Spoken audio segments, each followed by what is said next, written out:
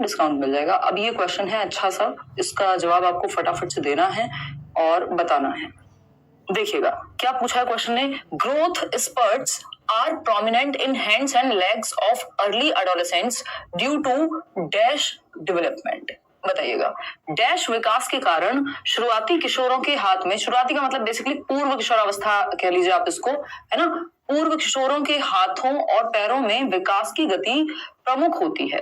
पूर्व मतलब हम कह रहे हैं कि जो अर्ली एडोलेसेंस है, जैसे ही टीनेज जिसको हम कह रहे हैं, या WHO कहता है 10 से 19 वर्ष, जैसे ही उसकी शुरुआत हो रही है किशोरावस्था की, जिसको तनाव एवं तूफान का काल कहा गया है, उसके बारे में कौन सी बात सही है कि जो हैंड्स और लेग्स की जो स्पीड ऑफ ग्रोथ है, वृद्धि, अचानक से जो आपके हाथ और पैर हैं वो बहुत तेजी से बढ़ने लगते हैं ग्रोथ स्पर्ट में। ग्रोथ स्पर्ट को हम कई बार वृद्धि स्फुरण कह देते हैं। तो उसका आपको रीजन बताना है, ऐसा क्यों है, प्रॉक्सिमल है ये, रिवर्स्ड सेफेलोकॉर्डल कहा जाएगा, सेफेलोकॉर्डल कहा जाएगा या सेफेलो कहेंगे इसको। सबने अपनी मर्जी से अलग अलग जवाब इसमें देना शुरू कर दिया है और आप गलत जवाब दे रहे हैं। मजे की बात यह है कि 55% लोग गलत जवाब दे रहे हैं। इसको रिवर्स्ड सेफेलोकॉर्डल यहां कहेंगे। मतलब क्या हुआ कि जो बड़ी मसल्स हैं इस टाइम पे, जो ग्रोथ स्पर्ट का टाइम है, जो ग्रोथ स्पर्ट का टाइम है, मैं अभी बताऊंगी सारी ही चीजें। ग्रोथ स्पर्ट जिसको हम वृद्धि स्फुरण कह रहे हैं कि बच्चे की आप देखते हैं जैसे ही वो टीनेज में जाता है 12 से 18 के बीच में, उसकी हाइट, उसका वेट, उसकी मसल्स में स्ट्रेंथ, हर एक प्रकार से उसके जो सेकेंडरी सेक्सुअल कैरेक्टरिस्टिक्स हैं, प्यूबर्टी हिट करती है, बहुत सारे परिवर्तन हो रहे होते हैं फिजिकली, साइकोलॉजिकली, हर तरह से, सामाजिक रूप से भी। इसीलिए इसको तनाव एवं तूफान का काल कहा है स्टैनली हॉल ने। 12 से 18 क्या है, किशोरावस्था। अब इसमें अगर हम देखें, ग्रोथ स्पर्ट होता है कि अचानक से विस्फोट। आप देखते हैं बच्चा, आप 2 साल पहले मिले थे, बच्चा लग रहा था। मैं अपने भाई की ही अगर बात करूं, पिछले 4 सालों में से जो लास्ट 3 और 2 ईयर्स रहे हैं उसमें वो अचानक से बड़ा दिखने लग गया, जबकि वो एकदम छोटा दिखता था, है ना। तो ये क्या होता है, ग्रोथ स्पर्ट है, क्योंकि जैसे ही टीनेज हिट करेगी, आप अचानक से आपकी जो शरीर की हाइट है, वेट है, वो सब इंक्रीज होना शुरू हो जाएगा। तो ग्रोथ स्पर्ट लड़कियों में अगर हम देखें तो 2 साल पहले होता है, जल्दी ही खत्म होता है, लड़कों में थोड़े लंबे समय तक चलता है। तो लड़कियों के केस में भारत के कॉन्टेक्स्ट में कहा जाता है कि 10 से 13 वर्ष, और लड़कों के केस में जो है ये 12 से 17 तक भी हम इसको मान लेते हैं, या 14 से 17 तक भी कई लोग मानते हैं। 12 से 17, 2 साल बाद लड़कों के केस में शुरू हो रही है। बट ग्रोथ स्पर्ट जो है कि बहुत तेजी से स्फुरण, जो गति बढ़ रही है, शरीर का जो हाइट वेट सब बढ़ रहा है, वो थोड़ा और लंबे समय तक चलता है लड़कों में। लड़कियों में थोड़ी कम समय में ये समाप्त हो जाएगा। ठीक, अब ये कहानी है क्या, इसको समझते हैं। देखो, सेफेलोकॉर्डल क्या है, जब आप गर्भ में होते हैं तब भी आपका सर पहले विकसित होता है बच्चे का, बाद में उसका जो बाकी का पार्ट है, धड़ हो चाहे, यानी सर पे पहले कंट्रोल आएगा, स्पाइनल कॉर्ड डेवलप होगी, है ना। ये सारी चीजें हेड टू टो, हेड मतलब सर पे पहले कंट्रोल, बच्चा जब पैदा भी होता है तब भी आप देखते हैं पहले उसका सर पे कंट्रोल, उसका जो सर है वो पूरे शरीर का 1/4 होता है, यानी 25% जो है आपके शरीर का वो आपका सर है। तो आप देखते हैं बच्चे का सर बड़ा नजर आता है, बॉडी आपको फिर भी ऐसी सी लगेगी। तो ये क्या है, हेड टू टो जाता है कि पहले वो सर संभालना सीखेगा, गर्दन संभालना सीखेगा, फिर ये वाला पार्ट, फिर बैठना सीखता है, फिर खड़े होना सीखेगा, फिर चलना सीखेगा। यानी हेड से शरीर, जो सिर है उससे पैर की ओर। यहाँ पे सेफेल का मतलब होता है, ग्रीक में जो ग्रीक लैंग्वेज है, सेफेल का मतलब है ब्रेन आपका, खोपड़ी आपकी, और कॉर्डल क्या है, जो कॉर्ड है, टेल जिसको हम कहते हैं, पूंछ एक तरह से। तो ये सर हो गया आपका खोपड़ी सफेल, और कॉर्डल है जो आपकी पूरी टेल है जिससे आपकी पूरी बॉडी कनेक्टेड है। ठीक, सर से पैर की ओर। अब यहाँ पे सर का प्रोपोर्शन बड़ा होता है, लेकिन जैसे आप एडोलेसेंस में जाते हैं तो ये जो ग्रोथ स्पर्ट है, इसके कारण, ग्रोथ स्पर्ट के कारण क्या होगा भाई, ग्रोथ स्पर्ट के कारण आपका जो वृद्धि स्फुरण कह लीजिए आप इसको, जो एडोलेसेंस में वृद्धि स्फुरण है, अचानक से हाइट वेट सब बढ़ रहा है, इसमें आपकी जो लॉन्ग मसल्स हैं, जो लॉन्ग बोन्स हैं या मसल्स हैं, उनमें वृद्धि तेजी से होती है, वो फास्ट ग्रो करती हैं। क्या करती हैं, फास्ट ग्रो करती हैं लॉन्ग मसल्स। लॉन्ग मसल्स कहाँ हैं आपकी, या तो लेग्स में है ना, वो फीमर बोलते हैं ना आपके भाई, थाई में जो सबसे बड़ी हड्डी कहते हैं। तो बेसिकली आपको वैसे भी पता है कॉमन सेंस से भी कि सबसे बड़ी मसल्स कहाँ या बोन्स कहाँ होंगी आपके शरीर में, आर्म्स में या लेग्स में होंगी। तो आर्म्स और लेग्स जो है वो तेजी से डेवलप यहाँ पे होते हैं, और बाकी शरीर जो आपका प्रोपोर्शन में आ रहा है, पहले सर बड़ा था, लेकिन अब एडोलेसेंस में जो ये स्फुरण है, यानी ये जो ग्रोथ स्पर्ट है, इसकी वजह से आपकी आर्म्स और लेग्स, तो आप देखते हैं बच्चे की हाइट अचानक से बढ़ती है। ऐसा नहीं कि आप उसका शरीर में सर आपको बहुत बड़ा नजर आएगा। तो इसको हम रिवर्स सेफेलोकॉर्डल के रूप में जान सकते हैं। Second option is the right answer, क्योंकि यहाँ हेड उतना बड़ा नहीं है, बाकी एस्पेक्ट्स में जो आपकी लॉन्ग बोन्स हैं वो तेजी से बढ़ रही हैं सर की बजाय, तो इसलिए हम सेकंड ऑप्शन के साथ यहाँ गए हैं। क्वेश्चन नंबर 2 देखिएगा एक बार। और WHO की माने तो एडोलेसेंस क्या है? 10 से 19 वर्ष की अवस्था है जिसमें बहुत सारे चेंज हो रहे होते हैं। खैर ये कहानी हम बाद में करते रहेंगे डिस्कस, अभी हमको इतना ही पे ही रुकना पड़ेगा क्योंकि हम मॉक टेस्ट की तरह चल रहे हैं, तो नहीं तो एक ही क्वेश्चन बैठ के रह जाएंगे। क्वेश्चन नंबर 2 देखिएगा। इन दी पीयर एक्सेप्टेंस, यानी जो साथी समूह है उसमें जब आप समकक्ष स्वीकृति की बात करते हैं कि आपके दोस्त आपको एक्सेप्ट कर लें, The children who are rarely selected positively or negatively called, यानी वो बच्चे जो रेयरली कभी उनको सेलेक्ट किया जाता है पॉजिटिवली भी और नेगेटिवली भी, यानी समकक्ष स्वीकृति पहलू में जिन बच्चों को कभी कभार ही सकारात्मक या नकारात्मक रूप से चुना जाता है, यानी नेगेटिवली भी उन पे ध्यान कभी कभार ही जा रहा है और पॉजिटिवली भी उनको कभी कभार ही चुन रहे हैं कि कोई कंपटीशन है या कुछ क्लास में किसी को मॉनिटर बनाना है, तो कुछ बच्चे ऐसे होंगे जिनको बहुत रेयर ही कि अच्छा आज तुमको बना देते हैं, या फिर नेगेटिवली भी अगर कुछ है तो भी उनको रेयर ही चुना जाएगा। इन बच्चों को कंट्रोवर्शियल बच्चे नहीं कह सकते, जो आप लोग कह रहे हैं बिल्कुल गलत कह रहे हैं, ये नेग्लेक्टेड बच्चे हैं, क्योंकि कभी कभार ही इनको पॉजिटिवली और नेगेटिवली चूज ही बहुत कम कर रहे हैं, चाहे पॉजिटिव हो या नेगेटिव हो, चूज ही नहीं किया जा रहा है इनको, उपेक्षा की जा रही है इनकी, नेग्लेक्ट किया जा रहा है इनको, तो ये उपेक्षित बच्चे हैं। आएंगे बाकी सबको समझेंगे। देखो कंट्रोवर्शियल बच्चा जो है उसको कभी कभार नहीं चुना जाता, उस पे अटेंशन मिलती है, तभी वो कंट्रोवर्सी में रहता है कि वो कुछ भी करके पढ़े ना लिखे, बट चाहे पढ़े चाहे ना लिखे, मतलब पढ़ लिख के हो, वो बिना पढ़े लिखे हो, लेकिन वो हेडलाइंस में रहेगा। न्यूज़पेपर हेडलाइंस होती ना, फॉर एग्जाम्पल बहुत ही खराब उदाहरण आ रहा है, बट मान लो आप, it is like Rakhi Sawant है ना, she is a controversial child. अगर हम क्लासरूम में के हिसाब से देखें, पूरी दुनिया को अगर क्लासरूम में बांट लें, तो वो आपको पता है वो इंस्टाग्राम से लेके कहीं ना कहीं से कुछ तो सामने आ जाएगा और वो बंदी आपको कहीं ना कहीं दिख जाएगी, ठीक है ना। तो ये क्या है, ये कंट्रोवर्शियल चिल्ड्रन का एक उदाहरण है कि वो बच्चे जो कुछ भी करके वो रहते हैं लाइमलाइट में, तो वो रहेंगे, चाहे पॉजिटिव रीजन से हो चाहे वो नेगेटिव रीजन से हो, बट वो चुने तो जा रहे हैं बार बार, वो नजर में तो आ रहे हैं बार बार, है ना, क्लियर बात है। तो ये कंट्रोवर्शियल बच्चे तो ऐसा नहीं कभी कभार इनकी उपेक्षा नहीं होती, ये तो भैया ढूंढ ढूंढ के मुद्दे लाते हैं, फॉर एग्जाम्पल कंगना रनौत, है ना, तो ये कंट्रोवर्शियल बच्चे हैं एक तरह से, ठीक भाई, एग्जाम्पल की तरह यूज कर रही हूँ, किसी को दिल पे लगाना हो लगा सकता है। देखो एक बार फिर आता है पॉपुलर चिल्ड्रन। पॉपुलर चिल्ड्रन की अगर हम बात करें, पॉपुलर चिल्ड्रन कौन से हैं? जो पॉपुलर हैं, जिनको बहुत सारे लोग पसंद करते हैं, तभी तो वो पॉपुलर है, ठीक है ना।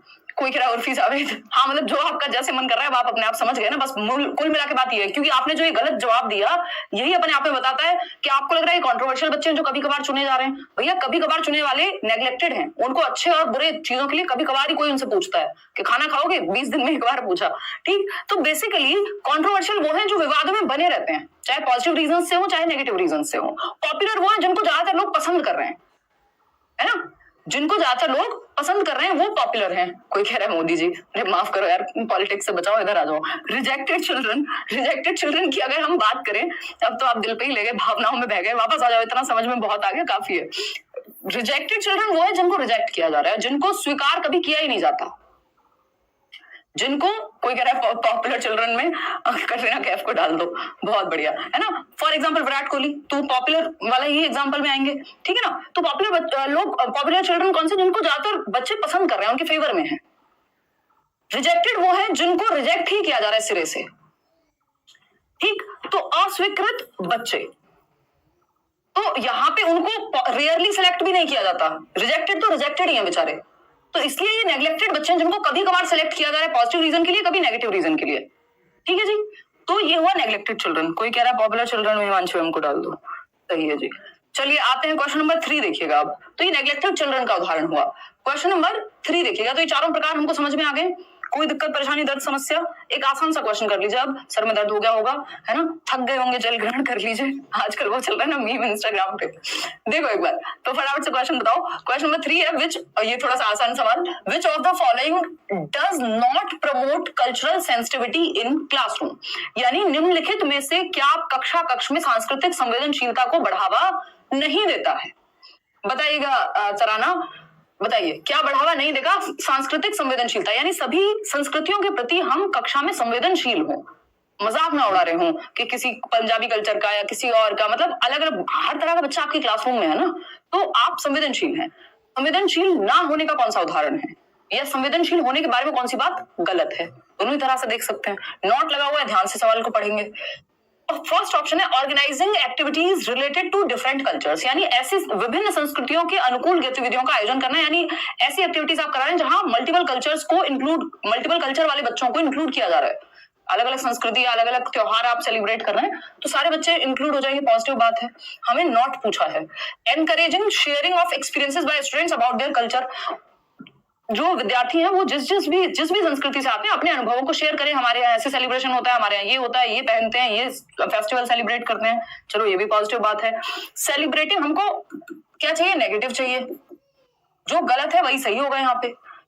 Celebrating festivals of dominant cultures only, यही गड़बड़ है कि यदि आप सिर्फ वही त्योहार मनाएंगे जो डोमिनेंट हैं, यानी मान लीजिए किसी देश में या किसी एक देश की बात छोड़ ही देते हैं, यहाँ पे किसी स्टेट में या जिस भी जगह पे आपका स्कूल है, मान लीजिए साउथ इंडिया में स्कूल है, आप केंद्रीय विद्यालय में टीचर बन गए, वहां अगर कोई ओणम होता है ना शायद वहां, तो वहां का जो डोमिनेंट फेस्टिवल है वही आप सेलिब्रेट कर रहे हैं, जो दिवाली होली है या कोई और मान लीजिए जो वहां पे नहीं उतना सेलिब्रेट होता, उन त्योहारों को आप सेलिब्रेट ही नहीं कर रहे हैं, जबकि आपकी क्लास में मान लीजिए 30 में से 25 बच्चे हैं या 20 बच्चे हैं जो ओणम को मनाते हैं, वो केरला से हैं, बाकी के 10 बच्चे हो सकते हैं जो बाकी अलग अलग पार्ट्स ऑफ द कंट्री से हों, तो उस केस में ऐसा करना गलत हो जाएगा कि अगर मान लीजिए आप यूपी में हैं तो सिर्फ उसी संस्कृति या उसी जाति समूह के बच्चों के त्योहारों को आप सेलिब्रेट करा रहे हैं जो वहां पे ज्यादा हैं, डोमिनेंट है, तो ये कहना गलत हो जाएगा। तो फिर भी बाकी ऑप्शंस देखते हैं। Accepting and respecting diverse backgrounds of each student, हर बच्चे की विविध पृष्ठभूमि को स्वीकार करना, ये तो अच्छी बात है। तो हमें नेगेटिव चाहिए, नॉट लिखा हुआ था, तो नॉट तो सिर्फ थर्ड ऑप्शन है, और थर्ड ऑप्शन क्या है, सी ऑप्शन में, तो आप लोग इसका मतलब सही जवाब दे पा रहे हैं। यहाँ पे 64% लोग, आसान सा सवाल है लेकिन पता है इसमें गड़बड़ क्या हुई है, ये ज्यादातर लोग सही जवाब दे देते, लेकिन जैसे ये थर्ड और ऑप्शन जो आए इसमें आपके सर में हो गया दर्द, और जब यहाँ ABCD लिखा है मैडम आपने क्यों नहीं दिया ABCD, चलिए खैर कोई बात नहीं। तो फर्स्ट सेकंड थर्ड फोर्थ हो नहीं सकता क्योंकि थर्ड गलत है और बाकी के तीनों सही हैं। जब थर्ड गलत है तो यही सही है क्योंकि पूछा ही गलत था तो गलत ही सही हो जाएगा, सिंपल बात।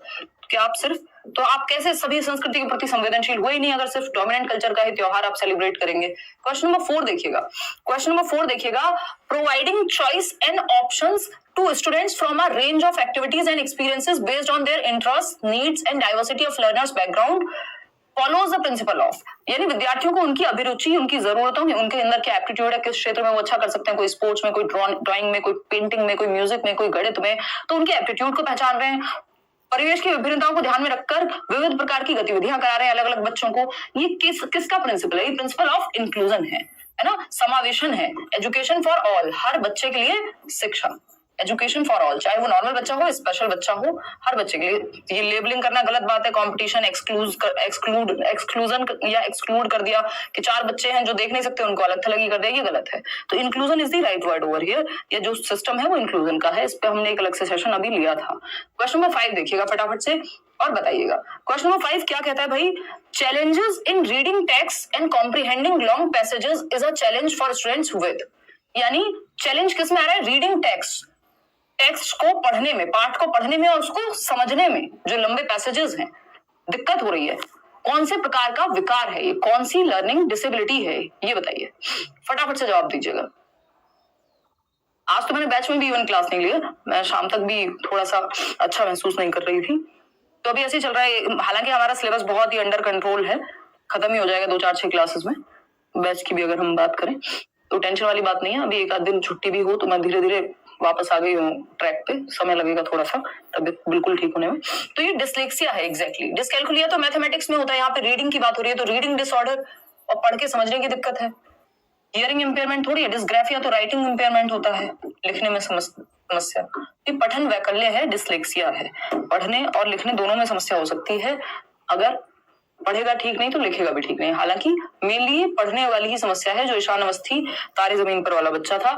इन सोशियो कंस्ट्रक्टिविस्ट, क्वेश्चन नंबर 6 देखिएगा, in socio constructivist classroom what is the primary mode of assessment, एक सामाजिक रचनावादी कक्ष के अंदर कौन सा तरीका प्रमुख तरीका होगा मूल्यांकन का, या बच्चे के आकलन का तरीका मुख्य कौन सा होगा, यानी बच्चे को जांचने का सबसे बेहतर तरीका, टेस्ट करने का। अगर मैं कहूं कि आपको पता कैसे लगेगा कि बच्चा ठीक कितना सीख गया है, कैसे सीख गया है, ये सब आपको बताना है।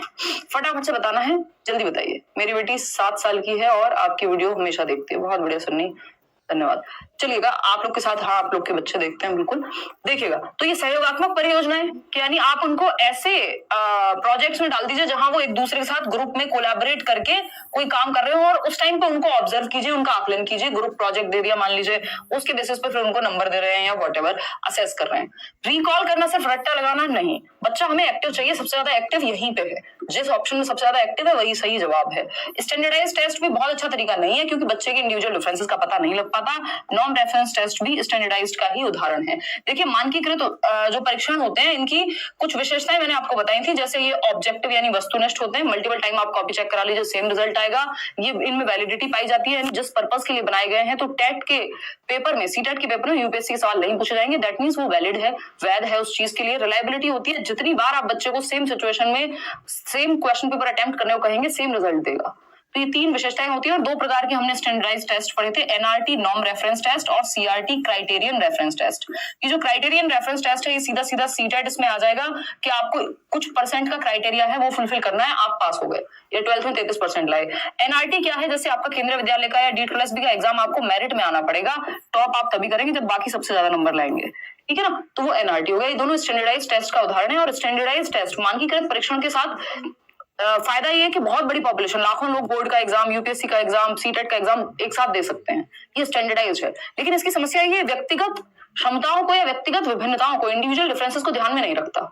तो कोलैबोरेटिव प्रोजेक्ट बेटर यहाँ पे इसलिए हो जाए क्योंकि बच्चा ज्यादा एक्टिव है और यहाँ पे इंडिविजुअल क्षमताओं को आप देख पाएंगे ज्यादा क्लोजली। तो ये कहानी है। क्वेश्चन नंबर 7 देखिएगा एक बार और जवाब दीजिएगा। क्वेश्चन नंबर 7 क्या कहता है भाई? क्वेश्चन नंबर 7 कहता है the most important objective of the assessment of learners is. शिक्षार्थियों के आकलन का सबसे महत्वपूर्ण उद्देश्य है कि आप बच्चे को जांच रहे हैं, उसके पीछे ऑब्जेक्टिव क्या है, उसके पीछे उद्देश्य क्या है। बेसिकली हम क्यों बात कर रहे हैं अभी कि हम पढ़ क्यों रहे हैं, ये क्वेश्चंस क्यों कर रहे हैं। हमारा उद्देश्य है कि भाई सीटेट का एग्जाम है, आपको कितना आता है, अगर आप एक टेस्ट की तरह लगाते हैं तो वो पता लग जाएगा। ये ऑब्जेक्टिव हुआ इस क्लास का, ठीक, कि आपकी अंडरस्टैंडिंग बेटर होगी। तो उद्देश्य क्या होगा बच्चे के आकलन का? सबसे जरूरी उद्देश्य पूछा है। उद्देश्य कई हो सकते हैं। क्या आज के मॉक टेस्ट में सिर्फ अच्छे नंबर लाना उद्देश्य है? नहीं, अगर आ रहे हैं तो बहुत अच्छी बात है, लेकिन आपके कॉन्सेप्ट क्लियर हो गए, ये मुख्य उद्देश्य है आज के इस मॉक टेस्ट का। तो यहाँ पे आपको बच्चे को देखना है, बच्चे की भले की बात कहाँ हो रही है, वही ऑप्शन बेस्ट है। To reflect on the effectiveness of the pedagogy and modify it to enhance learning, यानी अध्यापन की प्रभावशीलता पर विचार करना। पेडागोजी मतलब टीचिंग मेथड्स कितने अच्छे रहे हैं, उस पे आप विचार कर पाएंगे। इसलिए आप आकलन कर रहे हैं, असेस कर रहे हैं, टेस्ट कर रहे हैं बच्चे को, और मेथड्स में मॉडिफिकेशन की कहाँ जरूरत है, चेंज की कहाँ जरूरत है, वो आपको पता लग जाएगा। तो यही फर्स्ट ऑप्शन हमें अच्छा लग रहा है, फिर भी बाकी ऑप्शन पढ़ेंगे। To complete one of the task assign to teacher, सिर्फ काम को पूरा करना ये कोई बहुत अच्छा तरीका नहीं है आकलन का, या कोई उद्देश्य नहीं है। कंप्लीट कर देना registers. To create same ability grouping in class, एक ही एबिलिटी के बच्चों को ग्रुप में डाल देना। मिक्स्ड एबिलिटी ग्रुपिंग होनी चाहिए, ना कि सेम। तो first option is the right answer, बाकी तीनों गलत हैं। आगे बढ़ेंगे क्वेश्चन नंबर 8 पर। फटाफट से बताइएगा क्वेश्चन नंबर 8 क्या पूछना चाहता है आपसे। Teachers in a primary classroom should learn personal voice the talk to ourselves that guides our thinking and behaviour. एक प्राथमिक कक्षा कक्ष में शिक्षिकाओं को व्यक्तिगत वाक, खुद से बातचीत जो हमारी सोच और व्यवहार का मार्गदर्शन करती है, उसको क्या करना चाहिए? हमारी मतलब बच्चे की। तो बच्चे की सोच को दिशा देने वाली जो पर्सनल टॉक है या पर्सनल वॉइस है, उसका क्या करना चाहिए, जिसको हम दूसरी भाषा में प्राइवेट टॉक कह सकते हैं। जिसकी बात किसने की है? वाइगॉस्की ने की है। इसको हम सेल्फ टॉक भी कह सकते हैं कि एक बच्चा है जो खुद से बात करते हो। कब से कब तक होती है? 3 से 6 वर्ष के बीच में ये पाई जाती है। खुद से बात करना यानी बच्चा खुद को डायरेक्ट कर रहा है, तो इसको प्रमोट करना है। शुड बी एनकरेज्ड, ये पॉजिटिव है, क्योंकि बच्चे के सेल्फ रेगुलेशन, सेल्फ डायरेक्शन, उसको दिशा मिलती है खुद से बात करके। अरे ये वाला नहीं, ये वाला आंसर सही होगा। जब आप खुद से बात कर रहे होते हैं, आप खुद को दिशा दे रहे होते हैं, ठीक। तो सही इसमें आपने जवाब दिया। डिस्करेज, प्रोहिबिट, पनिश कर देंगे, नहीं। तो फर्स्ट ऑप्शन सही है। इसमें बच्चा एक्टिव है, खुद से बात करते हुए, जो एक्टिव है तो उसको तो प्रमोट करेंगे। क्वेश्चन नंबर 9 देखिएगा एक बार। ये क्या कहता है भाई? क्वेश्चन नंबर 9 ये कहता है the process of teaching and learning for students of differing abilities in the same class is referred to as. यानी एक ही कक्षा में अलग अलग क्षमताओं वाले विद्यार्थियों के सीखने सिखाने की प्रक्रिया क्या कहलाती है? यानी डिफरिंग एबिलिटीज, एक बच्चा है जो मैथ्स में बहुत अच्छा है, दूसरा बच्चा है जो बहुत ही मीडियोकर है मैथ्स में, या तीसरा बच्चा है जो इंग्लिश में बहुत अच्छा है। तो अलग अलग क्षमताओं वाले बच्चे होंगे, सेम एबिलिटी नहीं होगी ना। क्लास में डिफरेंट बच्चे, डिफरेंट एबिलिटी होगी, ठीक है ना। क्लियर बात है। कोई कह रहा है आपको देखकर पढ़ने की एनर्जी चौगुनी हो जाती है। लव फ्रॉम कल्पी, बहुत बढ़िया, थैंक यू रोहिणी। देखिएगा, तो मुझे भी जब मैं डिस्कशन करने आती हूँ तो मेरी एनर्जी भी 4 गुना ही हो जाती है, उससे पहले मुझे मौत आई हुई होती है। आई मीन बिल्कुल कि हाय रे, बिल्कुल तबियत सही नहीं है, एनर्जी डाउन है, ये है वो है, बट जो है आप लोग के साथ जुड़ करके फिर एनर्जी आ जाती है। चलो देखते हैं, teaching and learning for students of differing abilities in the same class. Different ability के बच्चे सेम क्लास में पढ़ रहे हैं, इनको कैसे देखेंगे, कैसे पढ़ाएंगे? डिफरेंशिएटेड इंस्ट्रक्शन कहेंगे, स्टैंडर्डाइज्ड, स्टिमुलेशन, कंडीशनिंग, ये सब नेगेटिव वर्ड्स हैं कि उद्दीपन है, कोई ऐसा थोड़ी कोई लालच दे करके हम बात कर रहे हैं। मानकीकृत निर्देशन, मानकीकृत तो सबके लिए सेम फॉर ऑल हो जाएगा, जबकि हमें निर्देशन मानकीकृत नहीं, डिफरेंशिएटेड चाहिए, फ्लेक्सिबल चाहिए, तो रिजिड होता है। डिफरेंशिएटेड इंस्ट्रक्शन, डिफरेंट एबिलिटी के बच्चों को डिफरेंट तरीके से डिफरेंट मेथड्स का यूज करके विभेदी निर्देशन दे रहे हैं। ये एक चाइल्ड सेंटर्ड क्लासरूम का उदाहरण है कि ये स्ट्रेटजी बेहतर रहेगी। डिफरेंट नीड्स को और लेवल्स के बच्चे एक क्लास में पढ़ रहे हैं और हम उनको सिखा पा रहे हैं। क्वेश्चन नंबर 10 देखिएगा, क्वेश्चन नंबर 10 क्या कहता है भाई? In a primary classroom, the teachers should dash private speech or self-talk that guides thinking and action. Again एक और क्वेश्चन सेल्फ टॉक को लेकर के, फटाफट से बताइएगा। प्राथमिक कक्षा में शिक्षकों को निजी भाषण यानी आत्मचर्चा, खुद से जो बात कर रहे हैं चाहिए और सोच और कार्यवाही का मार्गदर्शन करना चाहिए। क्या करें हम? सेल्फ टॉक को बढ़ावा देना है, प्राइवेट स्पीच, निज वाक को एनकरेज करना है। यही बात तो दूसरे क्वेश्चन में दूसरे तरीके से पूछी थी, इग्नोर, डिसमिस नहीं भाई, बच्चा खुद को डायरेक्शन दे रहा है। जब वो ये कह रहा है नहीं ये वाला बॉक्स नहीं, ये लगेगा इसमें, अरे ये वाला क्वेश्चन गलत कर दिया, हिमांशी ने तो ऐसे बताया था, जब आप पेपर में खुद से बात कर रहे हैं तो आप खुद को डायरेक्शन दे रहे हैं। और ये होती शुरुआत इसकी 3 से 6 वर्ष की उम्र में है, प्राइवेट स्पीच की। वाइगॉस्की ने 3 प्रकार की स्पीच बताई है, फटाफट से मैं बता देती हूँ। एक है सोशल स्पीच, जब आप लोगों से आसपास के बात करना सीखते हैं पहली बार, अराउंड 2 इयर्स की एज के अराउंड, 2 साल के अराउंड। फिर आपकी आती है प्राइवेट स्पीच, जब आप खुद से ही बोल बोल के बातें कर रहे हैं, कोई और नहीं है फिर भी खुद से बोल बोल के बातें कर रहे हैं, ये है 3 से 6 वर्ष के अराउंड। फिर आती है साइलेंट इनर स्पीच, अब आप मन में ही बातें कर लेते हैं, बोलने की जरूरत भी नहीं है बाहर, ये है 6+ ईयर्स की बात। तो ये तीनों रहती हैं लाइफ लॉन्ग, ऐसा नहीं है कि ये प्राइवेट स्पीच आई तो सोशल स्पीच चली गई। सामाजिक वाक, जब आप समाज में बातचीत करना शुरू कर देते हैं, 2 साल की उम्र तक आ जाती है ये बात, 2 सेंटेंस को जोड़ के एक नया वाक्य बनाना शुरू कर देंगे। फिर प्राइवेट स्पीच निज वाक, यानी खुद से बात करना, सेल्फ टॉक, बच्चा बोल बोल करके खुद को ही डायरेक्शन दे रहा है, वो 3 से 6 में। और साइलेंट इनर स्पीच, मौन आंतरिक वाक, मन में जब आप बात करते हैं खुद से, किसी को बता भी नहीं है, वो 6+ ईयर्स में आता है। तो ये 3 प्रकार की स्पीच है जो वाइगॉस्की ने दी है। क्वेश्चन नंबर 11 देखिएगा और बताइएगा फटाफट से। क्वेश्चन नंबर 11 क्या कहता है? Seeing the role of boys, यानी लड़कों का रोल देखते हुए, एट होम यानी घर पे, एंड इन दी सोसाइटी, तो घर पे और समाज में जब लड़कों का रोल देखा एक बच्चे Mohit refused to play the role of a girl in a programme organised in the school.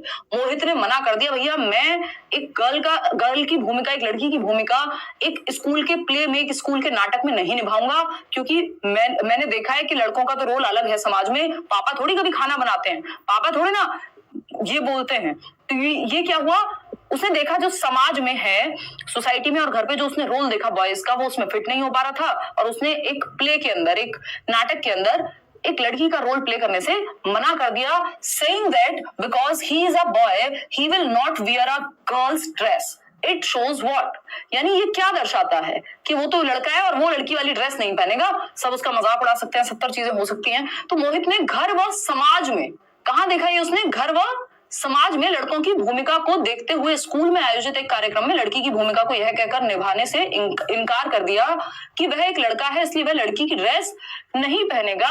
It shows what? Mohan is showing what? अपने व्यवहार में मोहन क्या शो कर रहा है या मोहित क्या शो कर रहा है, ये आपको बताना है। फटाफट से बताइए, जवाब दीजिए। 4th ऑप्शन 54% लोग कह रहे हैं, जो कि सही भी है। बाकी के 46% लोग गलत जवाब क्यों दे रहे हैं? ये जेंडर रोल फ्लेक्सिबिलिटी कहाँ है? अगर फ्लेक्सिबिलिटी होती तो मोहित कहता कोई बात नहीं, कपड़े तो है यार, और मेरे को एक्ट तो करना है, क्या दिक्कत है?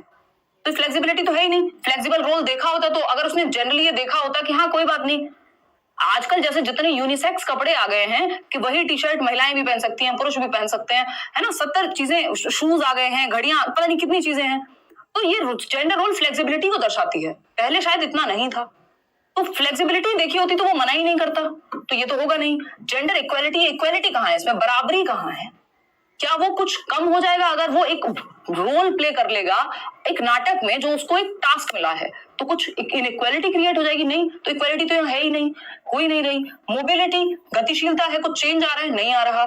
ये जेंडर टाइपिंग है। जेंडर टाइपिंग क्या होती है? लैंगिक प्रारूपण कह लीजिए आप इसको, प्रारूपण के समाज ने टाइप कर दिया है आपके दिमाग में, जेंडर रोल की टाइपिंग कर दी है कि लड़के तो छोटे बाल रखेंगे, लड़कियां तो बड़े बाल रखेंगी, ये वाला हेयर मेहंदी लगाएंगी, लड़के नहीं लगाएंगे, या इस तरह के कपड़े पहनेंगे। तो ये क्या टाइपिंग हो गई है आपके अंदर। अब आपको लगता है अगर कोई लड़की छोटे बाल रख रही है तो कोई ऐसा व्यक्ति जिसकी जेंडर रोल टाइपिंग इतनी ज्यादा रिजिड हो गई है, उसके दिमाग में स्टीरियोटाइप बन गई है वो चीज, तो वो कहेगा अरे ये तो लड़कों के जैसे बाल रखती हैं, है ना। तो ये क्या हो गया? ये स्टीरियोटाइप की तरफ चली गई, धीरे धीरे टाइपिंग होकर के वो स्टीरियोटाइप की तरफ चली ही जाती है, ठीक है ना। तो ये जेंडर रोल टाइपिंग को दर्शा रहा है बच्चा, कि उसके दिमाग में तो यही रोल टाइप हुआ है ना, बैठ गया उसके दिमाग में। क्वेश्चन नंबर 12 देखिएगा। क्वेश्चन नंबर 12 ये क्या कहता है भाई? विच of the following type of, अब अगर यहाँ टाइपिंग होता ही नहीं तो हमें स्टीरियोटाइप के साथ जाना पड़ता फिर, क्योंकि उसके दिमाग में वो बैठ गया है। लेकिन यहाँ टाइपिंग का ऑप्शन था और वो बेटर ऑप्शन है इस क्वेश्चन के लिए, इसलिए स्टीरियोटाइप इन्होंने दिया भी नहीं।